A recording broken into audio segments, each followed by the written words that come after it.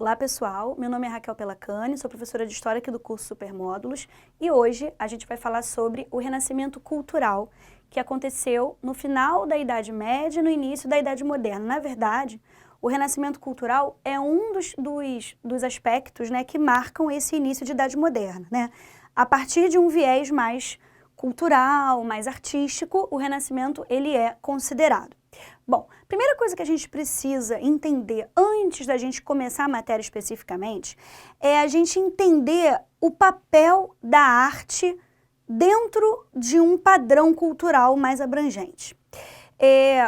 Quando a mentalidade coletiva ela vai sofrendo alterações, né, o modelo de pensamento de uma determinada sociedade começa a mudar, a arte ela vai apresentar para o grande público essa mudança.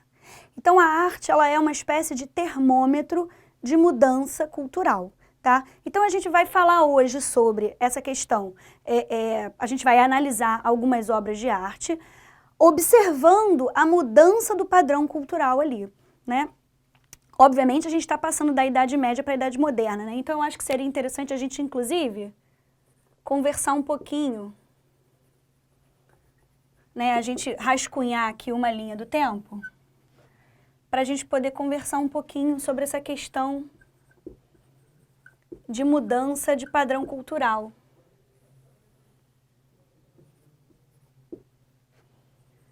Obviamente, a idade atual, né, que nós estamos, que é a idade contemporânea, a gente não vai nem precisar colocá-la aqui, certo? Bom, vamos rascunhar aqui os séculos, né? A gente entende que a Idade Antiga, ela termina, o marco escolhido é a queda do Império Romano do Ocidente, no ano 476, ou seja, século V. A Idade Média a gente escolhe mais ou menos o século XV, então são 1000 anos de Idade Média. Século XV para começar a Idade Moderna, né? Exatamente esse padrão cultural, quer dizer, esse marco cronológico que a gente colocou aqui, séculos XV e XVI, porque em cada sociedade isso vai seguir um ritmo diferente. Mas voltando aqui para a linha do tempo, se a gente observar, o padrão cultural, assim, a mentalidade coletiva da galera da Idade Antiga, ela valorizava muito mais o ser humano do que as questões divinas, valorizava muito mais as questões terrenas do que as divinas. Então a gente entende que é um padrão cultural de antropocentrismo. Deixa eu colocar essa palavra aqui. Em grego, antropo é ser humano, centrismo, centro, né?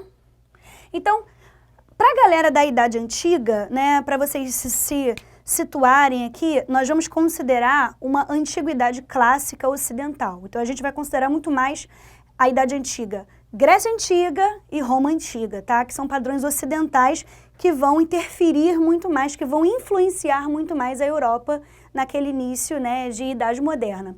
Bom, então, um exemplo que eu gosto de dar para os alunos, para eles entenderem essa mentalidade antropocêntrica, é o seguinte: pensa na religiosidade e na religião desses caras da antiguidade clássica, né? A gente tem os deuses gregos, os deuses romanos, né? E os deuses, se a gente for estudar a mitologia, a gente vai perceber que essas divindades, elas têm muito mais aspectos, né, parecidos com seres humanos do que parecidos com seres divinos. Se a gente for pensar na concepção de Deus cristã, que a gente, né, assim, conhece muito bem, Deus é ele é único, ele é perfeito, ele é infalível, ele é justo, onipresente, onisciente, né? Então essa concepção divina, ela é a perfeição. Porque Deus, se Deus quer assim, então eu tenho que respeitar, porque Ele sabe de todas as coisas, né? Essa concepção é muito cristã, que é uma concepção que vai até surgir aí na Idade Antiga, mas que vai dominar a mentalidade coletiva na Idade Média inteira, né? Então, antes, a gente não tem essa visão de Deus no centro de tudo. A gente tem essa visão do ser humano, suas necessidades, seus anseios no centro de tudo. Então, o exemplo que eu queria dar, na mitologia greco-romana, você percebe o quê? Os deuses, eles não são perfeitos, né? Os deuses, eles sentem raiva, eles sentem ciúme, eles ficam embriagados, eles fazem sexo, né? Os deuses eles se vingam. Então, a característica psicológica dos deuses é muito parecida com a dos seres humanos, né? Enquanto que a característica física, em muitos momentos também, muitos deuses vão ter aspectos de seres humanos, são deuses antropomórficos, têm forma de ser humano.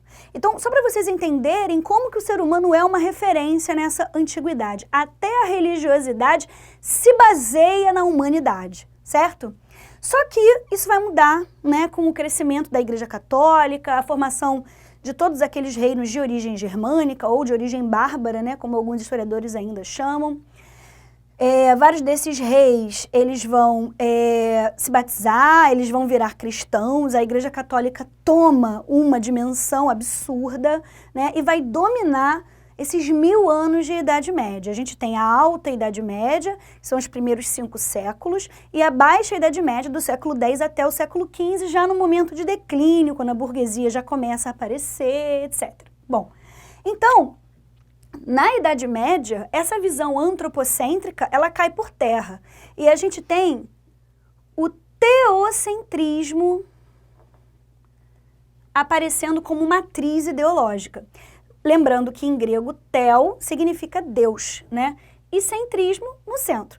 Então, as explicações divinas, elas vão permear, né?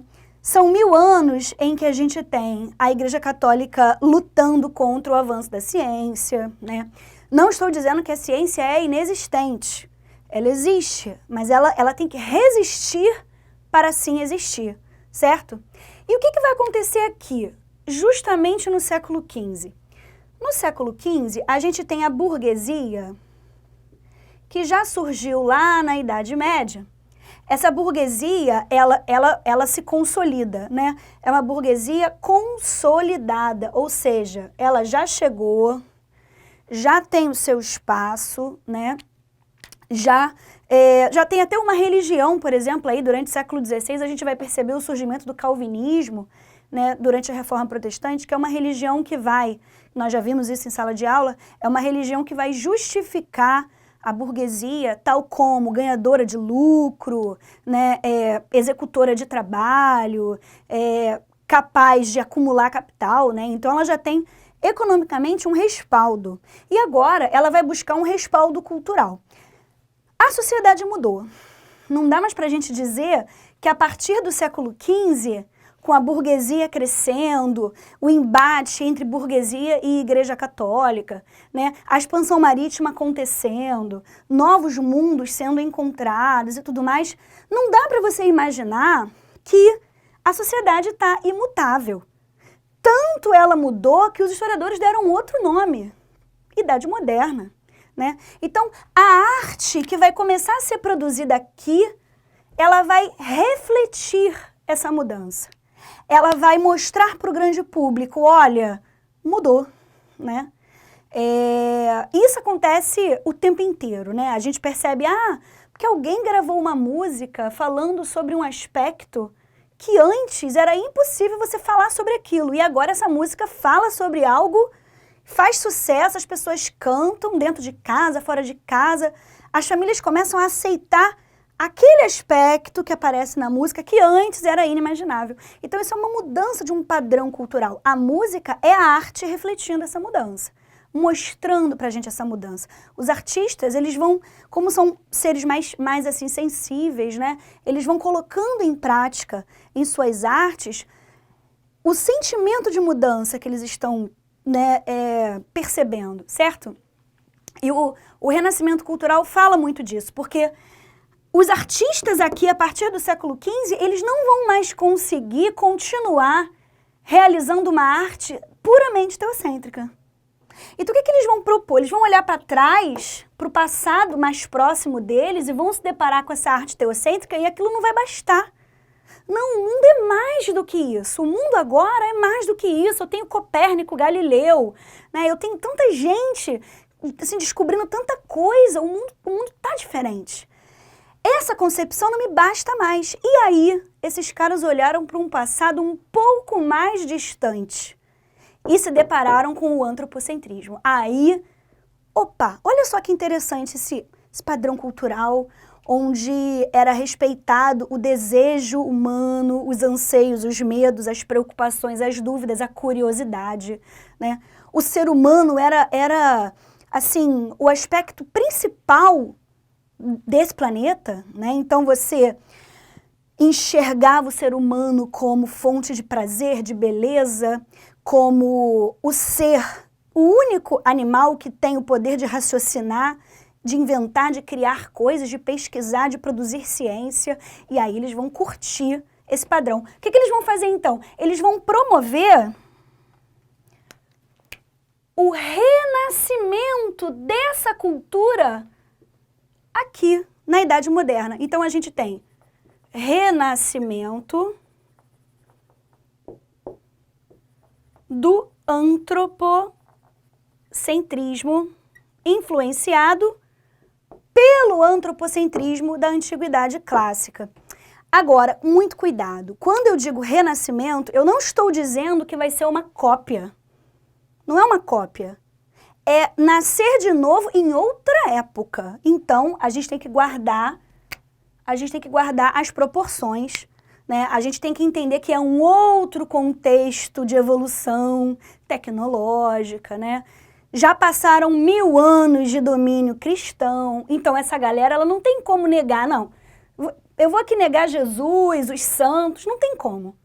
Então, muitas vezes, por exemplo, Leonardo da Vinci, né, que é um pintor, escultor, inventor, cientista, o cara é tudo, né?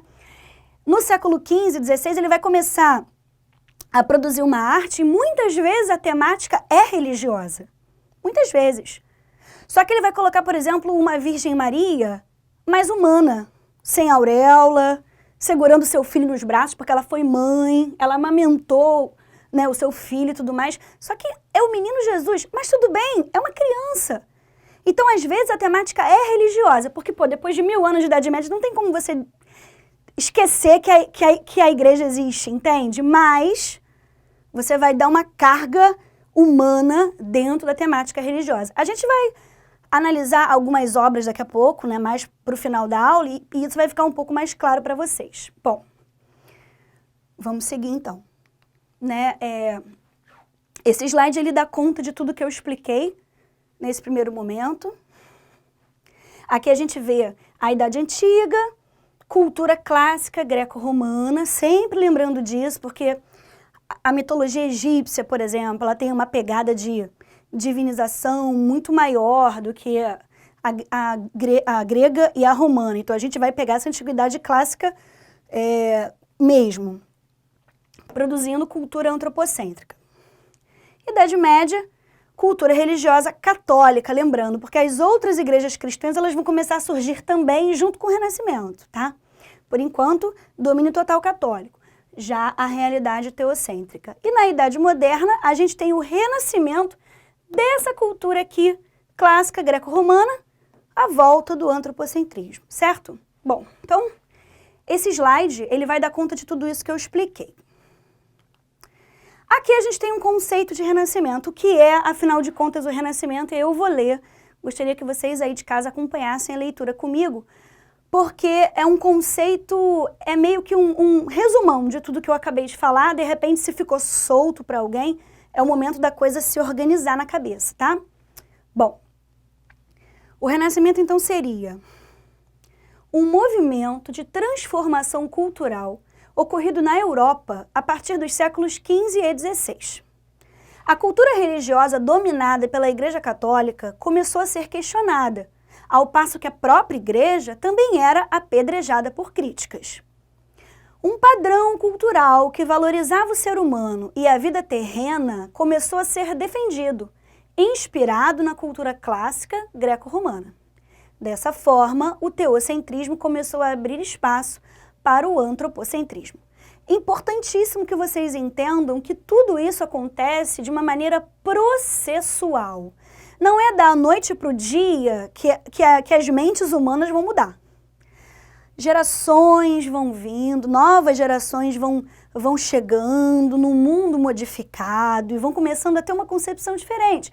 A coisa leva 100, 200 anos para mudar. Não é de um dia para o outro, de um ano para o outro. é tudo muito processual, tudo muito lento. Aqui parece que a coisa aconteceu rapidinho, né?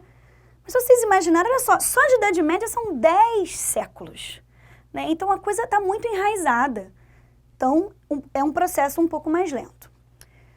Bom, agora vamos falar da questão do Renascimento e da burguesia. Na verdade, eu já dei uma leve rascunhada aqui no quadro, né, para vocês. Esse cara aqui, ele é um grande burguês italiano, né? Ele é de Gênova, não, ele é de Florença, Lorenzo de Médici. A família Médici, né, assim, uma família italiana de grandes negociantes. A gente tem que, inclusive, lembrar lá da aula de expansão marítima, né, da semana passada, para a gente poder entender que o comércio no Mediterrâneo era, em parte, dominado pelos italianos, né? Então, a burguesia italiana era muito rica e poderosa. E essa família aqui vai começar a perceber que patrocinar os artistas era dar subsídios para o cara produzir uma arte que representa um mundo onde a burguesia está inserida. Então era só jogo-ganho. Então eu patrocino o cara porque o cara produz uma arte que diz que eu sou o futuro. Eu sou a inovação, eu, burguesia. Esse mundo que está nascendo é meu, eu o represento, né? E, de certa forma, é exatamente isso, porque a gente tá lidando aqui com os primeiros passos do capitalismo, né? O que é o capitalismo sem a burguesia? Não é nada, entendeu? A burguesia sustenta e mantém o capitalismo funcionante, né? E era muito interessante, então, para a burguesia fazer esse patrocínio. E o nome que a gente dá para esse tipo de patrocínio é mecenato. Ou seja, o cara que patrocina é o mecenas, tá? Isso é um termo muito comumente utilizado, né? Esse slide aqui dá conta disso. Aqui eu falo da questão do mar Mediterrâneo, o porquê da burguesia ser empoderada, caso alguém tenha esquecido desse detalhe da aula de expansão marítima da semana passada, certo? Bom, agora eu vou até voltar, porque é um momento bem especial para mim, né? Eu adoro história da arte e tudo mais, e a gente agora vai analisar algumas obras, né? E vamos analisar essas obras justamente para quê? Para cada obra que eu coloquei aqui, ela vai exaltar uma característica específica do Renascimento, certo? Então a primeira vai ser o racionalismo, né? Esse daqui é um afresco, ou seja, é um detalhe de um teto gigantesco de uma capela que está lá no Vaticano, chamada Capela Sistina, né? Esse teto foi pintado pelo Michelangelo, grande pintor do Renascimento. Esse afresco chama-se A Criação de Adão, tá? Eu tenho, assim, um sentimento especial por esse afresco, porque alguns historiadores da arte, analisando, né, os rascunhos do Michelangelo, né, e todos os seus estudos para pintar esse teto dessa capela, o que é mais interessante é que é uma capela que está no Vaticano, sabe? Isso é muito mais interessante do que todo o resto. Daqui a pouco vocês vão entender por que eu estou falando isso. E esse afresco, o que salta aos olhos? O racionalismo, que é a valorização da razão humana, do raciocínio. É o ser humano ser capaz, ser o único animal, pelo menos até então, né, que a gente saiba, capaz de raciocinar perfeitamente, né? Tem um cérebro funcionante nesse sentido. Bom, analisando todos os escritos, a gente percebe que esse contorno aqui, bom, antes de tudo, vamos lá para o nome do quadro, quer dizer, do afresco, A Criação de Adão. Né? Então seria Deus, né? aquela concepção de Deus clássica que a gente tem, né? Assim, um coroa branco, obviamente, Igreja Católica na Europa, então é um cara branco, barbudão, é um ancião. Ou seja, eu não posso botar Deus como um cara novinho, porque Deus é experiente, entendeu? Então tem que ser um coroa, né? Cabelos e barbas de grisalhos e tal. Então a gente logo identifica que é Deus, né? Cheio de anjinho em volta, dando toque de vida e criando o primeiro ser humano, segundo a tradição criacionista da Bíblia, né, que seria o Adão. Só que agora sim, a parte mais interessante, né? Se você for analisar os rascunhos do Michelangelo para a criação dessa pintura, você percebe que o Michelangelo estava estudando o cérebro humano. E ele media o cérebro, e rascunhava, e observava quais eram as proporções. Se você parar para observar, isso aqui tem um contorno de um cérebro humano.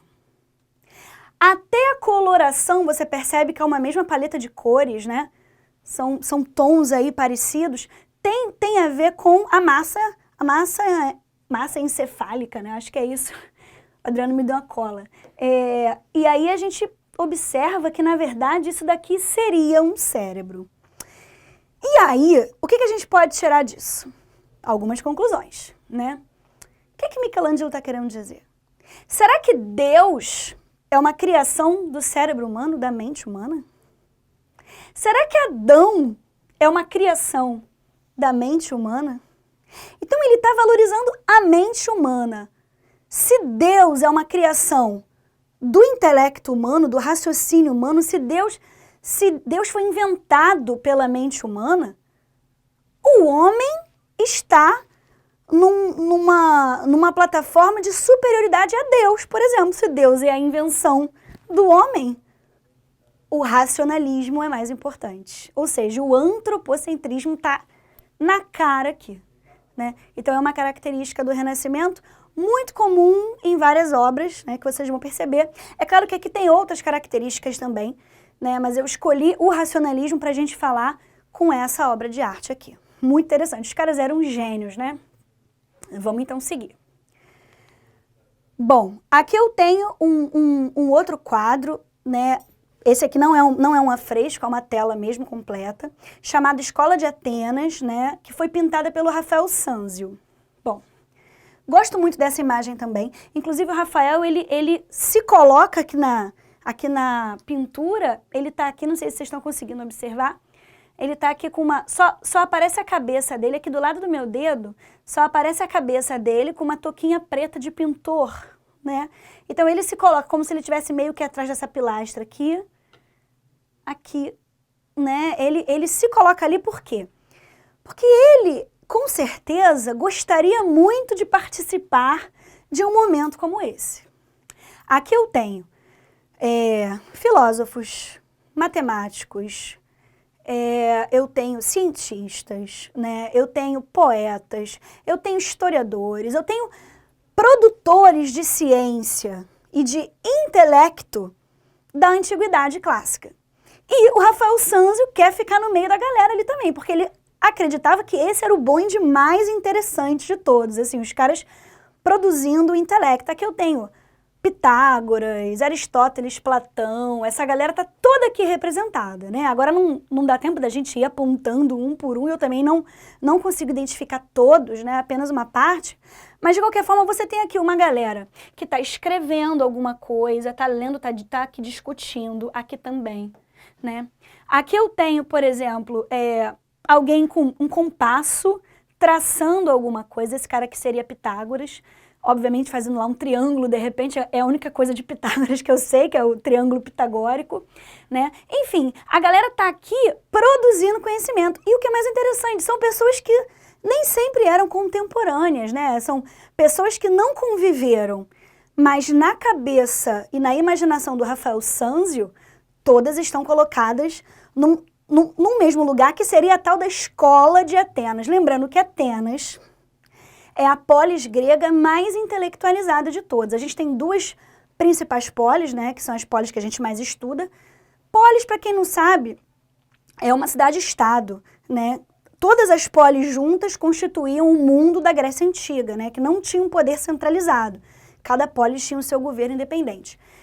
Então a gente tem Esparta, que é uma polis mais guerreira, né, mais interessada nas questões bélicas, e a gente tem Atenas, que é uma polis que desenvolve muito mais a filosofia e assim, o intelecto mesmo. Então eu usei esse quadro, a Escola de Atenas, para falar do intelectualismo, né, do homem que produz ciência, que produz conhecimento. Tem um pouco a ver com racionalismo também, porque sem o uso da razão você não consegue produzir ciência, mas são características diferentes. Beleza. agora vamos falar do naturalismo, né? Esse quadro do Leonardo da Vinci, chamado Madonna Litta, significa em italiano a senhora, né, que amamenta. Dá uma olhadinha nessa pintura. Pelas vestes, a gente sabe que é Nossa Senhora, Virgem Maria, né? Ela tá com aquela roupa vermelha e o seu manto azul, característico. E ela tá com um bebê nos braços. Pô, se é a Virgem Maria, a gente sabe que é Jesus. Jesus está ali nos braços da mãe. Só que eles não têm auréola, né? Não tem anjinho em volta, nada disso. É uma mulher amamentando seu filho. O seio da Virgem Maria está de fora. Mas isso não é sensual, não é erótico, não é vulgar. Isso é natural, isso é um amor completamente digno da mãe amamentando seu filho. Assim como qualquer fêmea mamífera amamentaria o seu filhote, né? Então você percebe que foi jogada uma carga, a temática é religiosa, mas foi jogada uma carga de ser humano ali. Você não gosta de dizer que ela foi reduzida, né? Mas ela foi comparada a um animal mamífero, porque somos todos animais. Então, se você tirar a parte sacra, o que resta? Resta uma mulher de carne e osso, que tinha leite para oferecer para o seu filho, bebê, né? Porque Jesus Cristo foi uma criança em algum momento e mamou no peito da mãe, como todos nós, ou como a maioria de nós, né? Então aqui você tem a característica do naturalismo. O ser humano precisa ser visto tal qual parte da natureza. O ser humano é a natureza, é um animal também. Ah, mas é um animal que tem intelecto. Beleza, é a parte do intelectualismo, não estou falando disso agora. Ah, mas é um animal que tem raciocínio, é a parte do racionalismo, também não estou falando disso agora. Agora eu estou falando só no fato de nós sermos animais, né? E termos necessidade, nós precisamos nos alimentar, mesmo Jesus, né? Então você pega aquela carga religiosa toda, você tira, porque isso é muito medieval, você mantém a temática religiosa, mas você dá uma carga humana para isso, né? Então esse quadro é muito emblemático por conta disso também. A gente poderia, assim, eu poderia ter colocado aqui a Gioconda, né, que é mais comumente, né, chamada aqui no Brasil de Mona Lisa, mas a Mona Lisa ela não teria uma carga aqui pra gente de muito simbolismo, não. A Mona Lisa ela é muito importante pela técnica que ela traz. A questão da técnica de perspectiva, né, de você retratar o ser humano entendendo que tem um pano de fundo atrás, ou seja, tem algum cenário atrás, tem uma profundidade. Então, se essa aula agora fosse uma aula de pintura, se fosse algo mais técnico, super traria a Gioconda, mas não é o caso, né? A gente aqui está falando do simbolismo da época mesmo, então eu optei pela Madonna Litta, certo? Bom, eu adoro essa tela, ela é belíssima, né? Eu adoro Botticelli. Ele pintou essa tela que chama-se Nascimento de Vênus, né? Segundo a mitologia, Vênus nasce de uma concha, etc, né? Essa mitologia é muito louca, né? Tem umas viagens aí. E a gente pode, de repente, estranhar. Mas a Vênus é a deusa grega, é a releitura da Afrodite. Desculpa, a Vênus é a deusa romana, releitura da Afrodite grega, né? Aqui a gente tem a opção pela deusa romana. E a Afrodite, a Vênus, ela é a deusa do amor. O amor, tanto o amor na sua plenitude, assim, de sentimentalismo, quanto o amor sexual também, né? A valorização do prazer sexual feminino, né? Isso é algo que na Idade Média era inimaginável, né? Mas que na Idade Antiga, sobretudo em Roma, as mulheres tinham aí uma participação mais atuante. Grécia nem tanto, mas em Roma as mulheres tinham uma participação mais atuante, né? E ela nasce e tudo mais, e ela representa toda essa questão. É a deusa do amor, da fertilidade, do prazer feminino no sexo, né? E ela está no centro da imagem. Tanto do lado direito quanto do lado esquerdo, eu tenho elementos que se dirigem para ela, né? E ela está impávida, ela está no centro da imagem, ela não está dialogando ou interagindo com nenhum dos dois lados, né? Apesar dela ser o alvo dos dois lados, ela não interage com eles. Do lado direito vem uma mulher, né? É uma mulher mesmo, ela não é um anjo nem nada, ela está aqui no chão e tudo mais, ela está vestida e ela vem correndo com um pano na mão. Provavelmente para cobri-la, porque ela está nua. Uma mulher nua não pode ser concebido isso, Deus me livre. A mulher naquela época peladona ali, não. Então a mulher vem para cobri-la. Então essa mulher aqui, ela representa uma moral cristã. Preciso cobri-la, preciso tapá-la, né? Do outro lado, eu tenho um casal, provavelmente de anjos aí, né? Estão vindo de um plano altíssimo, de repente, eles não estão aqui no chão nem nada. E esse casal, não sei se está dando para vocês verem, o homem está até com as bochechas cheias de ar, ele está dando um sopro. Não sei se está dando para ver que ele está jogando um vento, como se fosse o sopro de vida na Vênus. Que casal é esse? Adão e Eva, né? Adão e Eva, o casal que primeira vez fez sexo no mundo, né? O primeiro casal da humanidade, segundo a tradição criacionista da Bíblia e tudo mais, dando sopro de vida para Vênus. Óbvio, se ela é a deusa do sexo, do amor entre o homem e a mulher, né? Então, do lado de cá, quer dizer, do lado direito a gente tem a questão da moral cristã. E do lado esquerdo, apesar de ser um casal que foi criado dentro da teoria cristã, dentro da concepção, melhor dizendo, cristã, é o casal que seminua, que entrelaçado, eles estão entrelaçados, dando o sopro de vida para a deusa do amor e do sexo, né? Então, o lado esquerdo representa essa questão do antropocentrismo, essa questão, né, que nasce aqui na Idade Moderna. Então, a Vênus, ela está entre dois mundos. Então, essa Vênus representa muito isso aqui, o século XV. A Vênus está de um lado dela o teocentrismo e do outro o antropocentrismo. Então, ela vai representar aqui justamente essa interseção não, essa transição de um mundo para o outro, né? Por isso que eu acho que esse quadro aqui também ele é muito interessante. E a característica que eu escolhi para falar dele é o hedonismo. O hedonismo é a valorização do amor sexual, do prazer sexual, é a valorização do corpo como fonte de beleza e fonte de prazer, seja esse corpo feminino ou masculino. É um ser humano nu, não é indecente, é belo, né? É fonte de prazer. Ah, mas o ser humano foi criado por Deus. Então, o prazer que o corpo humano produz também é divino. Entende? Então, cara, é um tapa na cara da moral cristã na época, certo?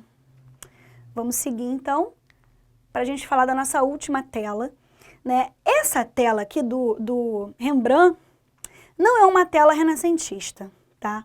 Mas a temática dela é o Renascimento. É como se a gente fosse aqui ver, nessa tela do Rembrandt, como eu posso explicar, os bastidores do Renascimento, né? Na verdade, o Rembrandt, ele pinta essa tela inspirado nos artistas renascentistas, né? O nome da tela é A Lição de Anatomia do Dr. Tulpe, e a gente percebe que tem uma luz cênica iluminando aqui um cadáver, né, que está sendo estudado.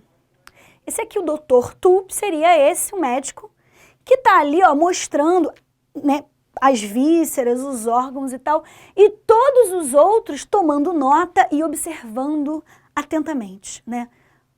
O que o Rembrandt quis trazer? São artistas do Renascimento estudando a anatomia humana, né? Isso era algo super comum, né? Não era algo bem visto pela Igreja Católica, não era algo, assim, abertamente, todo mundo sabia que a galera fazia isso? Não. Era uma parada meio que na encolha, mas para eles era muito importante observar, conhecer o corpo humano para melhor pintá-lo, melhor esculpi-lo, né? Então, se de repente eu vou fazer uma escultura, né, com um braço, né, flexionado, eu tenho que saber qual é o músculo que vai saltar, se alguma artéria aparece, se eu tenho, né, o relevo de alguma parte óssea, para na hora que eu for representar, eu chegar mais próximo da realidade possível, né? E, obviamente, a valorização da ciência, porque isso aqui é ciência. A medicina evoluiu pra caramba por conta dos artistas do Renascimento, porque eles estão tendo aula de anatomia. Eles estão entendendo como o corpo humano funciona, certo? Então, a gente falou aqui das principais características, mas todas elas estão dentro de uma visão do humanismo, que é a valorização do ser humano como produtor de um mundo novo que se inaugura a partir do século XV, tá? Dentro de um resgate de uma cultura antropocêntrica clássica ocidental. Bom, a aula de hoje se encerra aqui com esse slide. Espero que vocês tenham gostado, né? Depois eu vou, assim como sempre, disponibilizar os slides no grupo para vocês. Não esqueçam de botar nos comentários do vídeo o nome de vocês. É assim que o curso está registrando a sua presença, tá sabendo que você está acompanhando as aulas. A gente precisa desse controle, certo? Então, na semana que vem, a gente se encontra de novo.